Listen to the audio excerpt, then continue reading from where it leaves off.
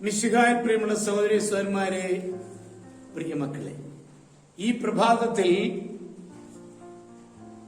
യോഹന്നാൻ അറിയിച്ച നമ്മുടെ കർത്താവ് യേശു മിശിഹായുടെ പരിശുദ്ധ സുവിശേഷം 1-ാം അധ്യായം 42-ാമത്തെ വാക്യം.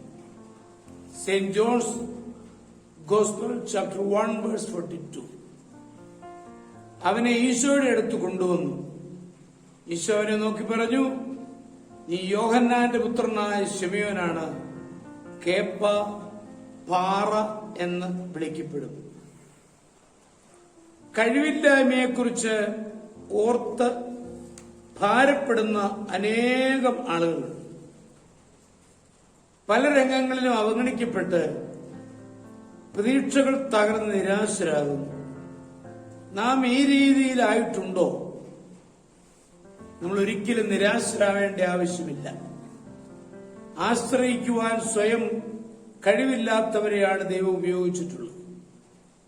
നാം നമ്മെ ദൈവകരങ്ങളിൽ ഏൽപ്പിച്ചാൽ നമുക്കില്ലാത്ത കഴിവുകൾ ദൈവം നമുക്ക് തരും.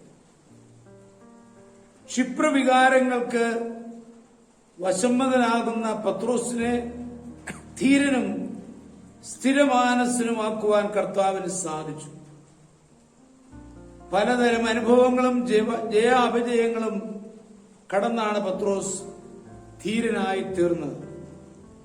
മത്സ്യത്തൊഴിലാളിയായ പത്രോസ് പെന്തക്കോസ്ത് നാളിൽ ചെയ്ത പ്രസംഗത്തിന്റെ ഫലമായി 3000 പേര് ക്രിസ്തുവിൽ വിശ്വസിച്ചു.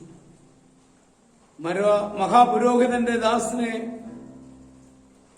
വെട്ടിക്കൊല ചെയ്യുവാൻ ഒരുങ്ങിയിരുന്ന പത്രോസ് റോമിൽ രക്തസാക്ഷിയായി മരിക്കുവാൻ സ്വയം സമർപ്പിച്ചു. ഈശോയെ അറിയുകയില്ലെന്ന് തള്ളിപ്പറഞ്ഞ പത്രോസ് കർത്താവിന്റെ സാക്ഷിയായി ദേവാലയത്തിൽ പ്രസംഗിച്ചു. ഉയർത്തെഴുന്നേറ്റ ഈശോയെ കണ്ട് അവരോട് എനിക്ക് നിന്നോട് പ്രിയമുണ്ട് എന്ന് തുറന്നു പറഞ്ഞു. സ്നേഹബന്ധത്തിൽ വന്ന ശേഷമാണ് പത്രോസ് ധീരനായി തീർന്നത്. ഹൗണ്ട് ഓഫ് ഹെവൻ, സ്വർഗത്തിലെ വേട്ടപ്പെട്ടി എന്ന ആംഗ്ലേയ കൃതിയുടെ കർത്താവായ ഫ്രാൻസിസ് തോംസൺ ആദ്യം വൈദിക സെമിനാരിയിലും പിന്നീട് മെഡിക്കൽ പരിശീലനത്തിനും പോയെങ്കിലും സകലവും നശിപ്പിച്ച് തെരുവ് തെണ്ടിയായി തീർന്നു. അക്കാലത്തൊരിക്കൽ അയാൾ ഒരു കവിത ചമച്ച് വിൽഫ്രഡ് മേനൻ എന്ന പത്രാധിപർക്ക് അയച്ചു കൊടുത്തു. മേനനും പത്നിയും അജ്ഞാതനായ കവിയെ തേടിയിറങ്ങി. തോംസണെ അവർ കണ്ടുമുട്ടി. അവരുടെ പ്രോത്സാഹനം ലഭിച്ചതിന്റെ ഫലമായി ഇയാൾ അനേകം കവിതകൾ എഴുതി പ്രസിദ്ധനായി. ദൈവം തന്നെ തേടി വന്ന് കുപ്പയിൽ നിന്നുയർത്തി എന്ന് തോംസൺ വിശ്വസിച്ചു. ദൈവകരങ്ങളിൽ നാം ആയുധങ്ങളായാൽ വലിയ കാര്യങ്ങൾ ചെയ്യുവാൻ നാം പ്രാപ്തരാകും.